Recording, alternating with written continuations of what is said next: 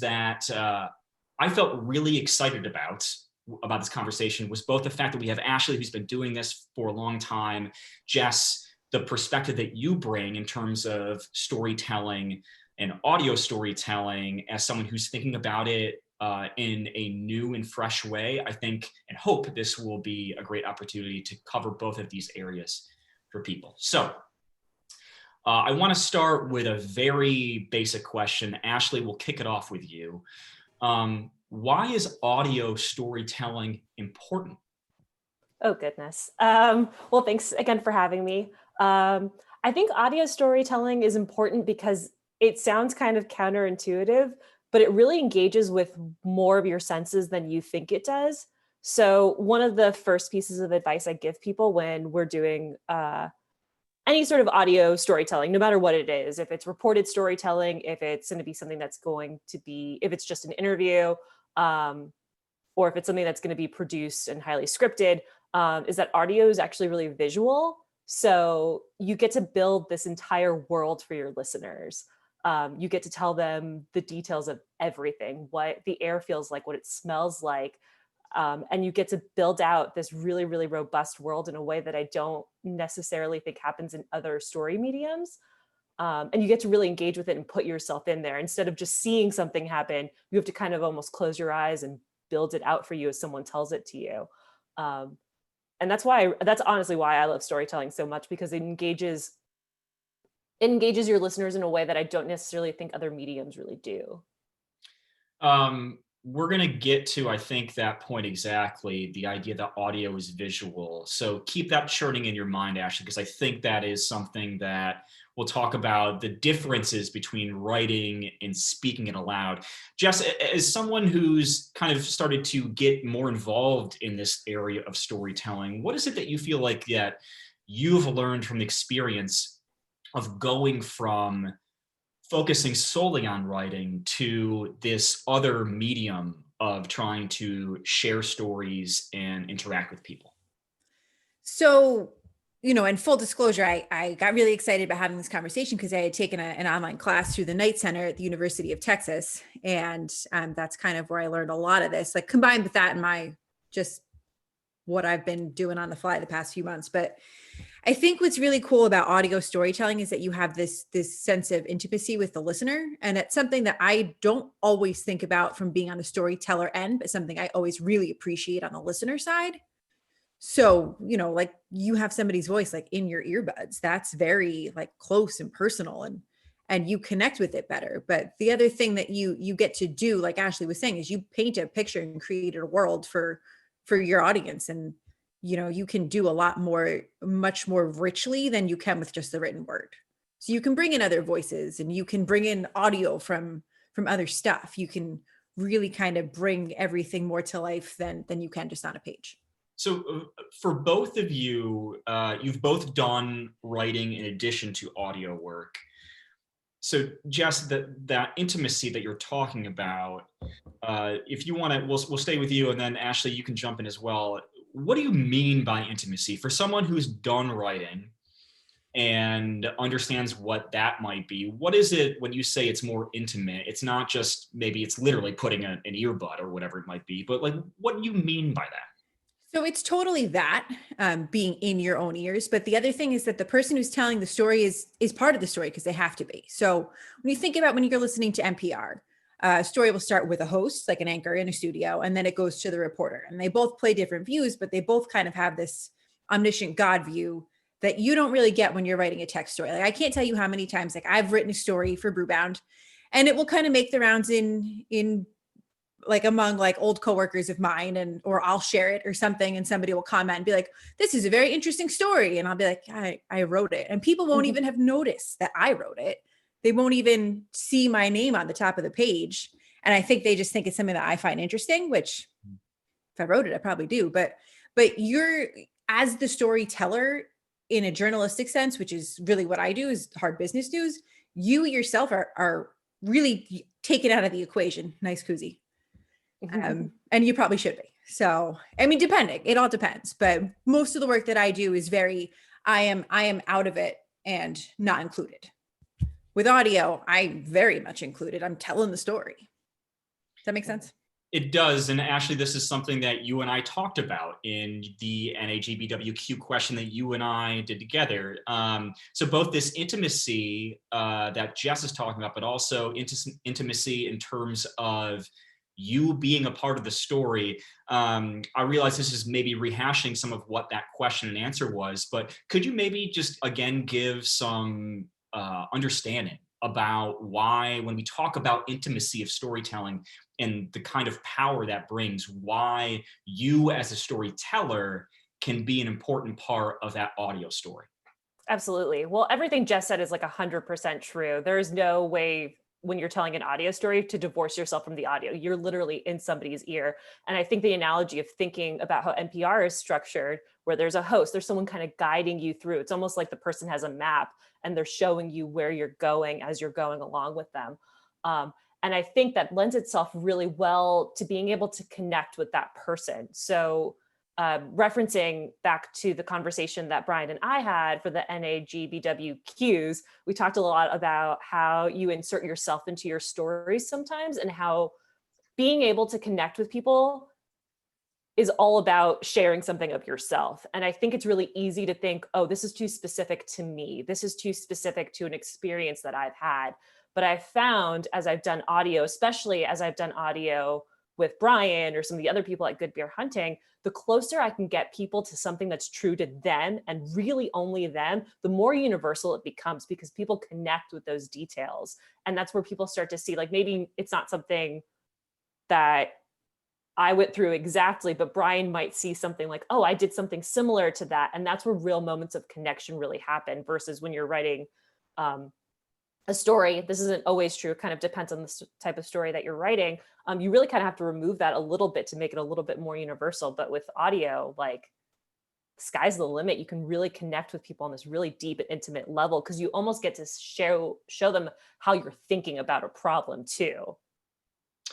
Ashley, one of the important components there is the literal way that we as a storyteller in this case are verbalizing. It's not just the syntax, but it's the sound of our voice as well. Mm-hmm. In normal life, I can be both very simple and monotone, or you hear the fluctuations that I'm doing right now in this conversation, which is very reflective of like when I'm on for a conversation, an interview, something like that. It's something that I have to work on if I'm just doing voiceover work. So it's not just me reading and citing something, that it sounds like I am as excited as I was when I was getting the words right to write it down. Could you share a little bit, just so we've got this idea of you being a part of the story and the intimacy with the person who's listening, but it feels like a big part of succeeding in that is also the literal sound of your voice. Oh, so totally. How would someone maybe differentiate or find an effective way to do that?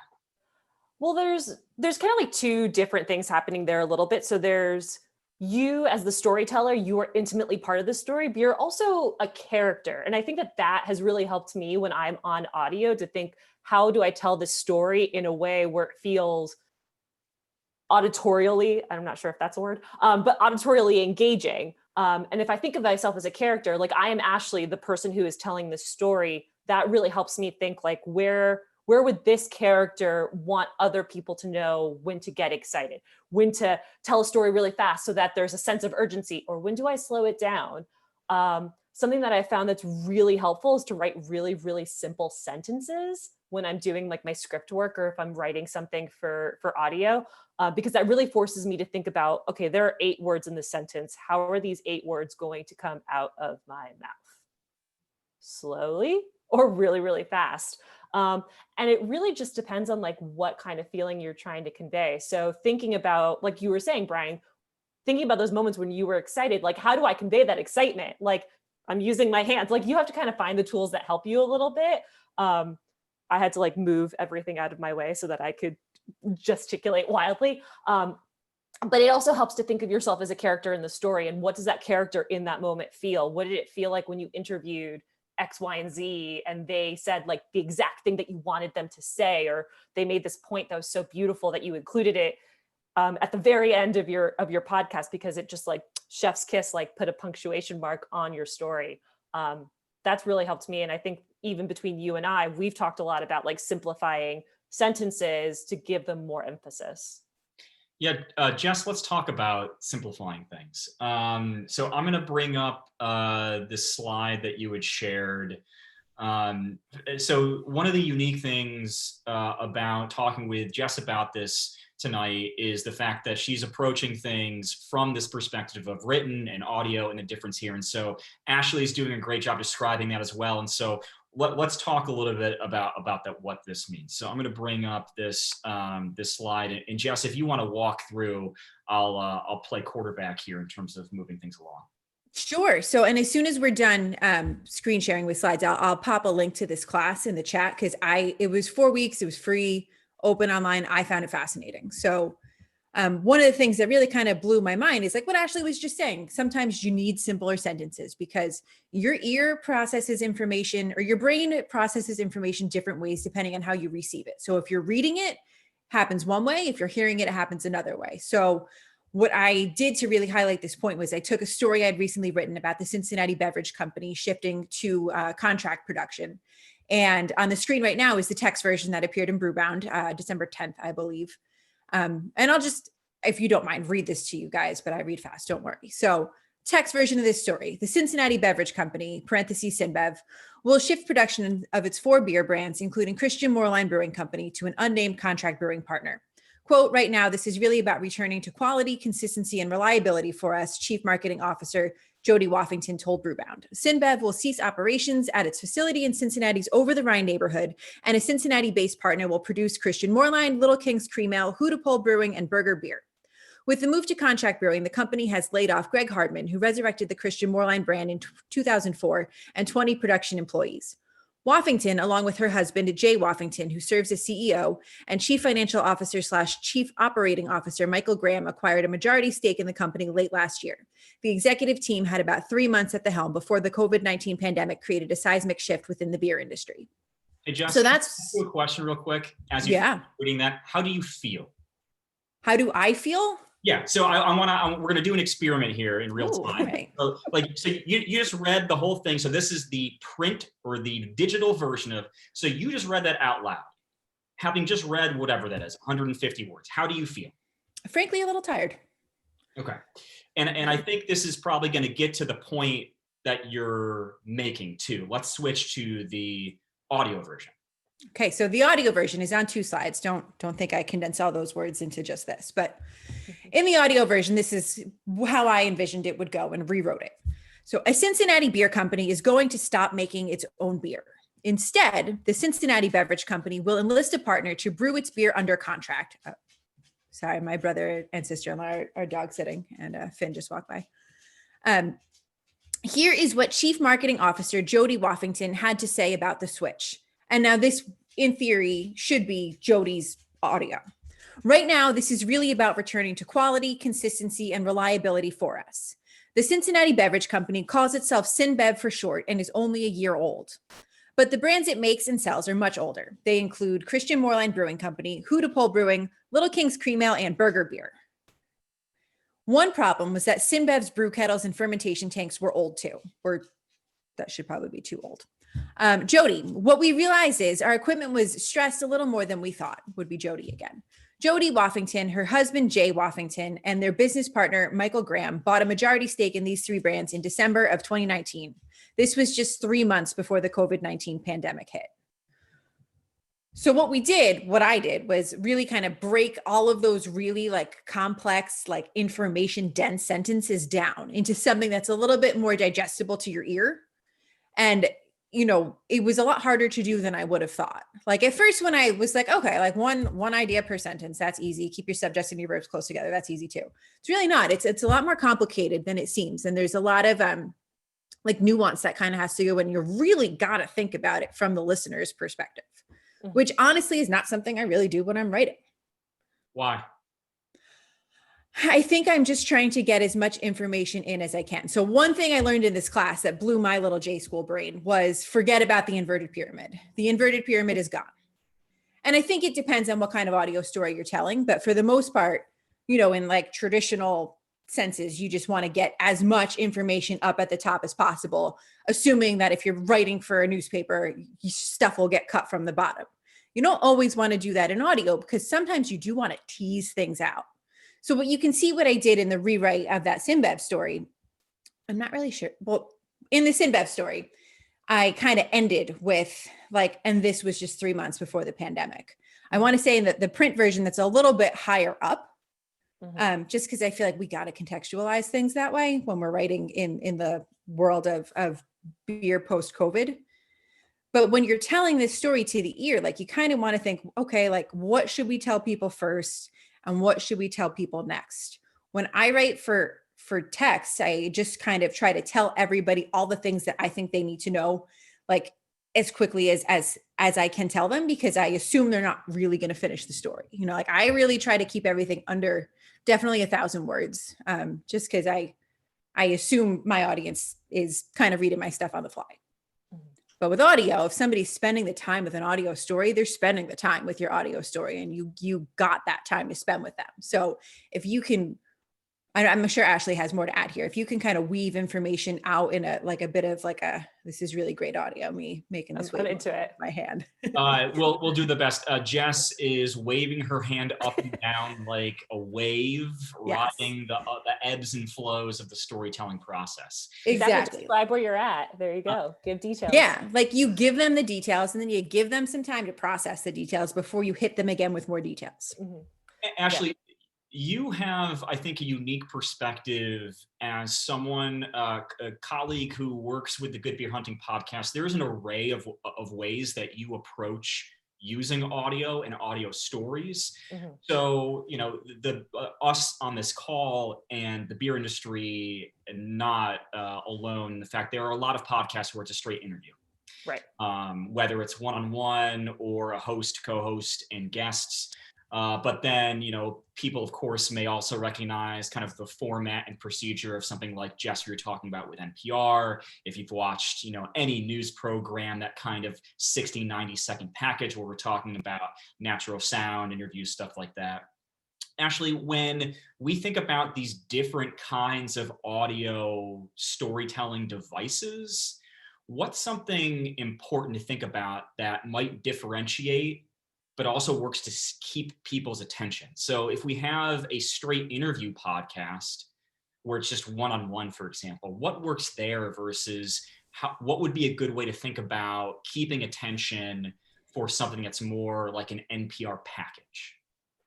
Okay, that was a complicated question, which I feel like I've taught you not to do.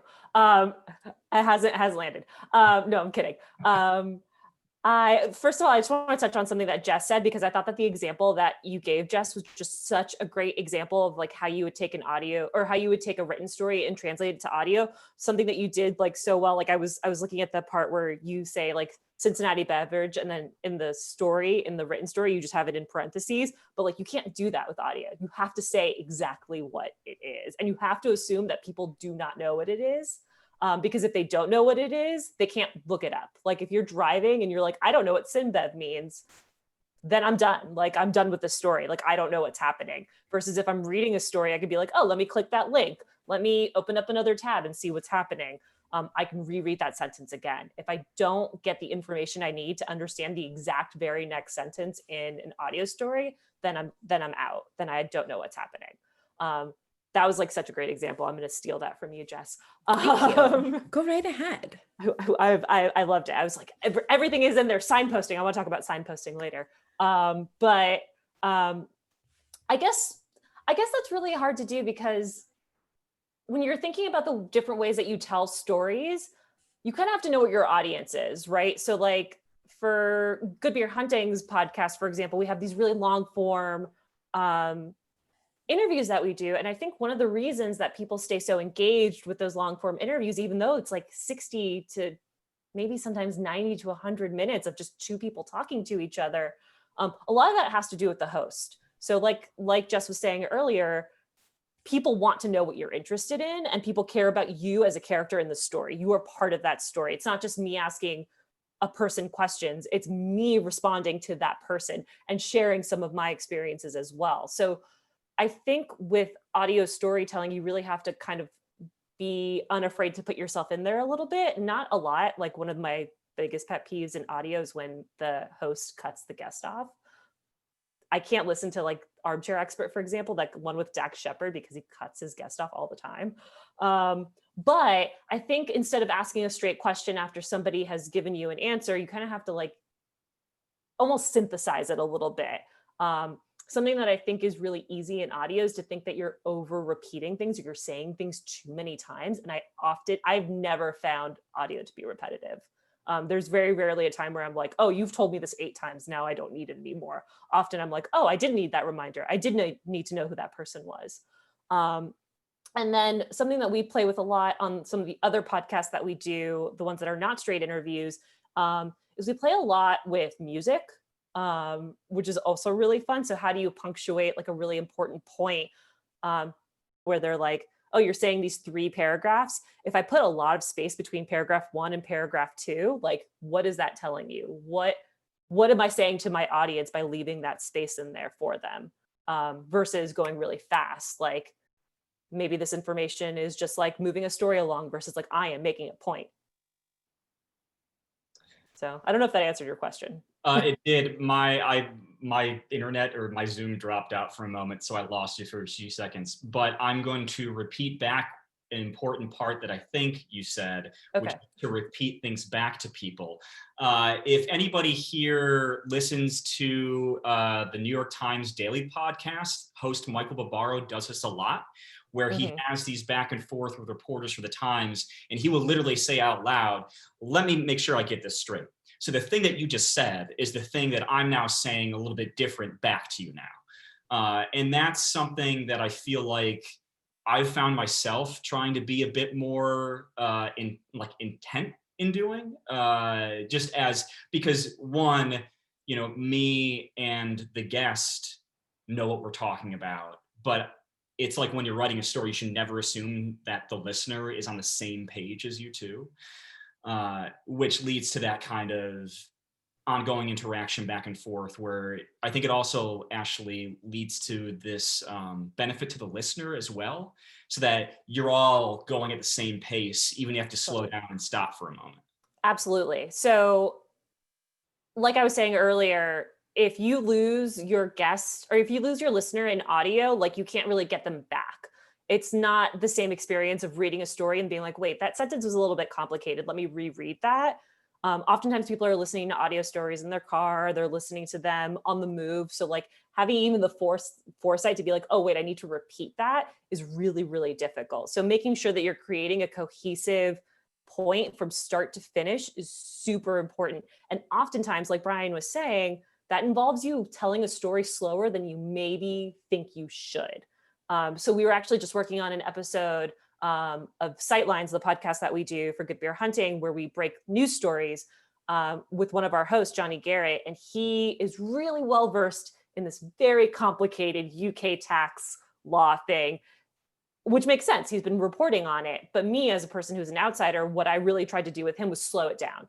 Like, explain to me what this means. Explain to me what that means. Why is this a big deal? Tell your audience and be explicit. And it kind of feels like it can feel very counterintuitive. It can feel like you're dumbing it down, but you are absolutely not. And for people who get what you're saying, you're not slowing it down. Like, you can say a sentence or two to clarify something. That's 10 seconds of your audio. You're not losing anybody in those 10 seconds. Hey, Jess, for a situation like the Brewbound Podcast, which originally was a direct interview, you guys now host it in a roundtable format where you and Justin Kendall will have multiple guests. You have kind of topics du jour, and then you're directing the conversation. You're switching topic to topic. Can you give a little bit of background in terms of how to do that effectively, or maybe how you found to do that effectively? Yeah, absolutely. So we'll pick out news topics, and it's mostly like the biggest news of a 2-week juncture. And then we pick out guests, and we obviously want, we bring in guests who are knowledgeable to that topic, usually experts in the field. So I wrote down everything that we had done since we switched formats, just because I couldn't really remember. But like one episode, we talked about wholesaler consolidation. So we had as guests Mark Cerini, who has the long view of decades of the 3-tier system. Then we had Don Bixel, who is now a consultant, but had been, in the commercialization role at a craft brewery for a long time. And Kimberly Clements, who's also a consultant, but also represents the wholesaler side, because that's what she had been doing, before she struck out on her own. So we try to make sure that we'll have a question and we'll kind of throw it around the table. And Sean's been a guest, so he knows. But we really script out a lot in advance. We really don't leave anything up to improvisation. And I think it ends up sounding pretty natural, but we really always want to make sure we kind of know where the conversation will go. Mm-hmm. And sometimes we do get off track, and usually it's because I'm just running my mouth on something silly, but we always try to make sure we're bringing everybody in almost like 1, 2, 3, 1, 2, 3, just to keep everybody's voice involved. And then just some, like technical things I find it's really helpful to, before you even ask the question, say the name of the person you're going to give it to. So 1, they're ready, and 2, your listener knows who is going to be speaking. Mm-hmm. And then we also try to, this is just good practice in general, but we always try to have a mix of men and women, make sure that everybody's voices sound different. But we really kind of script everything out in chunks. So we'll break it down like 1 topic, a few questions, topic 2, a few questions. And then we also try to throw out a few like fun lightning round type stuff. But like the episode that Sean joined us for, we talked about the Afria Sweetwater merger, and we had 2 guests who specialize in cannabis data. So Rick from Nielsen and Liz from Headset. And they really were the experts on just the cannabis market, legalization, where we are, where things are going. And then, we talked about that deal with those guys. Where's the industry headed? What role can cannabis beverages play? What do they think is going to happen 5 years down the road? Then we bid them adieu. And then Justin, Sean, and I talked about beer news of the week, which included, I think, a few Treehouse openings, and then the Bevmo and GoPuff merger and stuff like that. So we really try to play to the strengths of our experts, but we try to keep the conversation hopping around, because it's a news roundtable. So we also have a bi-weekly show called Frontline. So we're trying to make sure that they don't really cross paths at all. So the podcast is really multiple topics around the table. Just to emphasize this too, because there is, as you both have said out loud, there is this common denominator of finding the best ways to insert yourself, but not too much. So just like you were saying, while you have the guests who offer diversity and background of person, as well as experience and expertise, that show ended with the 3 of you talking amongst yourselves, which both offers a chance to give context, but then also brings you back into it. It's not a narrative story. It's just a simple kind of interview podcast, but that gives the opportunity to dig deeper and feel closer, more intimate. Right. And then you get to know us a little too. One of the things that I don't think I've ever said this out loud to you, Ashley, that I think has helped me in terms of my interviewing cadence, or at least the way that I try to think in the moment of interviewing, is like when if I'm on a date with that person. For those of you who have been on good or lousy dates, some of these things may ring true, where you want to ask questions, be genuinely curious, find like good opportunities to insert maybe your own self in it, but not too much. Like there are these it's the normal idea of human interaction. And it just, sometimes it feels like it loses that, because there's this very official feeling like we're going to sit down and have an interview. But at the core of everything, there's still this personal connection that we're trying to achieve, and which is coming back to this idea of, finding ways to insert yourself. Don't be afraid to include your personal stories as well. Well, I'm going to ask this, and then let's open it up to questions from everyone here as well. Is there a place that goes too far? If I am hosting something and I have a guest and I want to make sure that I'm doing that good job, I'm asking engaging questions, but is there a moment, or is there a threshold that I need to be aware of where inserting myself becomes too much? So one thing that I try to be really mindful of in audio is that as an interviewer, your job is to be pretty much the best listener that person has ever met. Your job is to really sit with what they're saying and respond to what they're saying. I think everybody has had that experience where you're having a conversation with someone and you're like, that person's waiting for me to finish so they can tell their own story. And that is very obvious in audio.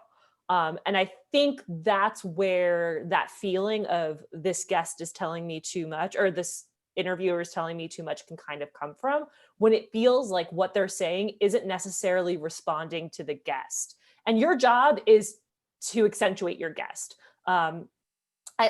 This doesn't always apply. I tend to say this sometimes to Brian and some of the other people at GBH. Audio storytelling, not all the time, not always, but sometimes, is not journalism, in that I'm not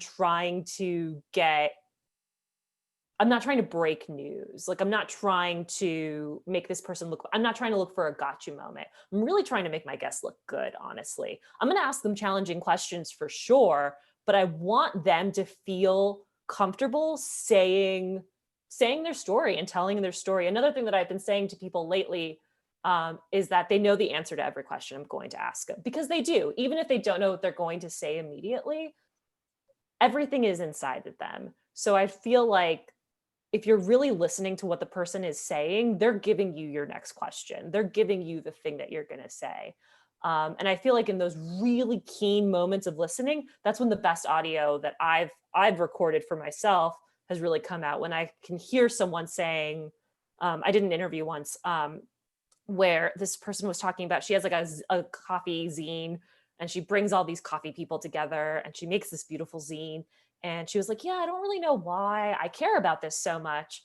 And she was talking about her background as a social worker. And I'm like, well, you've always cared about people, haven't you? Like, being able to make those connections, like, those are big. And she had never connected those two things together. So like, and that came from me really listening to her and writing things down. So like, whatever is the best way for you to take notes during, I cannot recommend taking notes during an interview enough.